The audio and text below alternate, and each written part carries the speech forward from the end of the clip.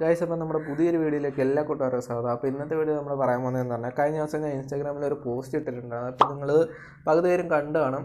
അപ്പോൾ എന്താ സംഭവം എന്ന് വെച്ചാൽ ഞാനൊരു യെല്ലോ കളറിലെ ഫ്ലവർ എടുത്ത് എന്നിട്ട് അതിൻ്റെ ബാക്ക്ഗ്രൗണ്ട് റിമൂവ് ചെയ്ത് DSLR പോലെ എടുത്തൊരു ഫോട്ടോ ആക്കി. അപ്പോൾ ആ ഫോട്ടോയുടെ ട്യൂട്ടോറിയൽ ഇന്നത്തെ വീഡിയോ നിങ്ങൾക്ക് പരിചയപ്പെടുത്തി തരാം.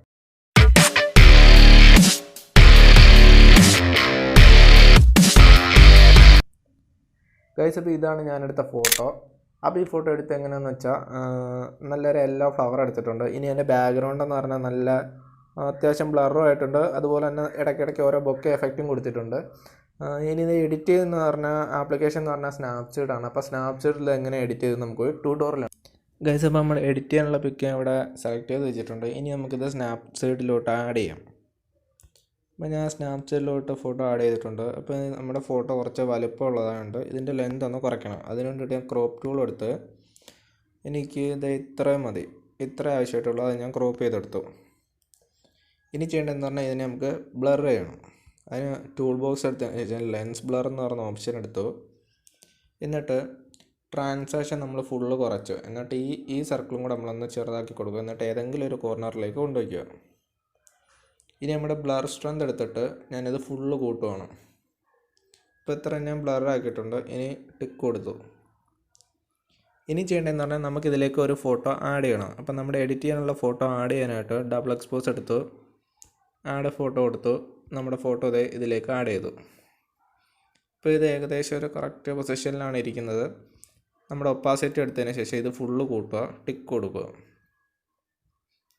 ഇനി ചെയ്യേണ്ടതെന്ന് പറഞ്ഞാൽ മണ്ടയിലുള്ള വ്യൂ എഡിറ്റ് പോയിട്ട് വ്യൂ അടിച്ച് കൊടുക്കുക.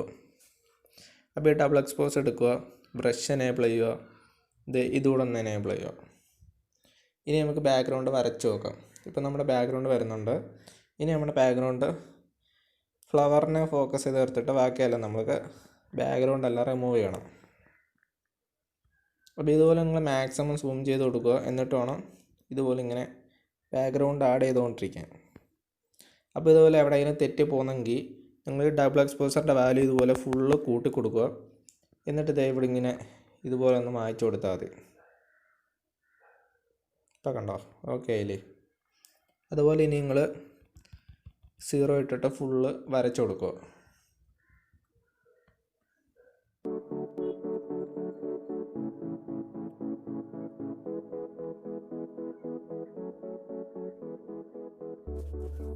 നമ്മുടെ ഫോട്ടോ ഇതാണ്. നമ്മൾ സ്നാപ്ചാറ്റ് വെച്ചിട്ട് മാക്സിമം ഇതിൻ്റെ ബാക്ക്ഗ്രൗണ്ട് എല്ലാം റിമൂവ് ചെയ്തിട്ടുണ്ട്. ഇനി ഈ ഫോട്ടോ നമ്മൾ ചെയ്യേണ്ടതെന്ന് പറഞ്ഞാൽ ഇതിനൊന്ന് കളർ ഗ്രേഡ് ചെയ്യണം. അപ്പോൾ കളർ ഗ്രേഡ് ചെയ്യാനായിട്ട് ഞാൻ ലൈറ്റ് റൂമിലേക്ക് ഈ ഫോട്ടോ എഡിറ്റ് ചെയ്യാൻ പോകണം. ഗൈസ്, അപ്പോൾ നമ്മുടെ ഫോട്ടോ ലൈറ്റ് റൂമിൽ വന്നിട്ടുണ്ട്. ലൈറ്റ് റൂമിൽ നമ്മൾ ആദ്യമേ ബേസിക് ആയിട്ടുള്ള അഡ്ജസ്റ്റ്മെൻ്റ് ആണ് എപ്പോഴും ചെയ്യുന്നത്. അതുപോലെ തന്നെ നമ്മളവിടെ ലൈറ്റ് അങ്ങനെയുള്ള സംഭവങ്ങളെല്ലാം എഡിറ്റ് ചെയ്യുക. പിന്നെ ലൈറ്റും ഹൈലൈറ്റും എല്ലാം ഒരുവിധം അഡ്ജസ്റ്റ് ചെയ്ത് വെച്ചിട്ടുണ്ട്. ഇനി കളർ ഗ്രേഡിംഗ് എന്ന് പറഞ്ഞാൽ നിങ്ങളുടെ ക്രിയേറ്റിവിറ്റിയാണ്. അപ്പം നിങ്ങളുടെ ഇഷ്ടം പോലെ നിങ്ങൾക്ക് ചെയ്യാം. ഞാൻ എൻ്റെ ഒരു ഐഡിയയിലാണ് ഇപ്പോൾ ചെയ്ത് വെച്ചേക്കുന്നത്.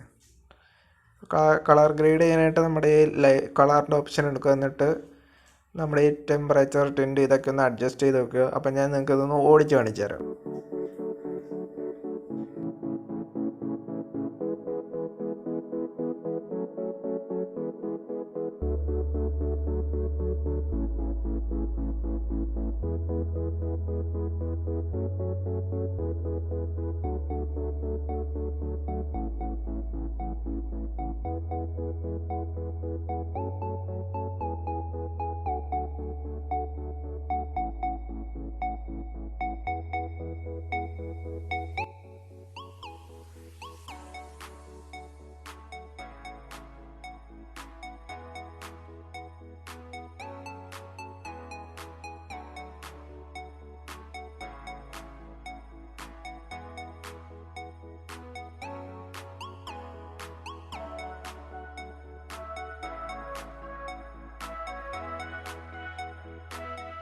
ഗൈസ്, അപ്പോൾ നമ്മളിപ്പോൾ എഡിറ്റ് ചെയ്ത ഈ ഫോട്ടോയുടെ പ്രീസെറ്റ് നിങ്ങൾക്ക് വേണമെങ്കിൽ ഞാൻ ഡിസ്ക്രിപ്ഷനിൽ കൊടുത്തിട്ടുണ്ട്. അപ്പോൾ നിങ്ങൾക്ക് ഈ ഫോട്ടോ ഇതുപോലെ എഡിറ്റ് ചെയ്യാൻ താല്പര്യമുണ്ടെങ്കിൽ നിങ്ങൾക്ക് കയറി ഡൗൺലോഡ് ചെയ്യാം. അപ്പോൾ ഇന്നത്തെ നമ്മുടെ എഡിറ്റിംഗ് ട്യൂട്ടോറിയൽ വീഡിയോ എന്ന് പറഞ്ഞാൽ ഇത്രയേ ഉള്ളൂ. അപ്പോൾ നിങ്ങൾക്ക് ഇനി വേറെ ഐഡിയാസൊക്കെ ഉണ്ടെങ്കിൽ അത് നിങ്ങൾ ജസ്റ്റ് ഒന്ന് കമൻറ്റ് ചെയ്തേക്കോ, അല്ലെങ്കിൽ എൻ്റെ ഇൻസ്റ്റാഗ്രാം ID യിലോട്ട് നിങ്ങൾ ഷെയർ ചെയ്തിരുന്നാലും മതി. അപ്പോൾ ഞാനത് പരിഗണിക്കുന്നതായിരിക്കും. പിന്നീട് ഇന്നത്തെ വീഡിയോ നിങ്ങൾക്ക് ഇഷ്ടപ്പെട്ടെങ്കിൽ നിങ്ങൾ തീർച്ചയായും ലൈക്ക് ചെയ്യുക, സബ്സ്ക്രൈബ് ചെയ്യുക, നിങ്ങളുടെ അഭിപ്രായങ്ങളെല്ലാം കമൻറ്റിലൂടെ അറിയിക്കുക. അപ്പോൾ ഇനി നമുക്ക് അടുത്ത വീഡിയോയിൽ കാണാം.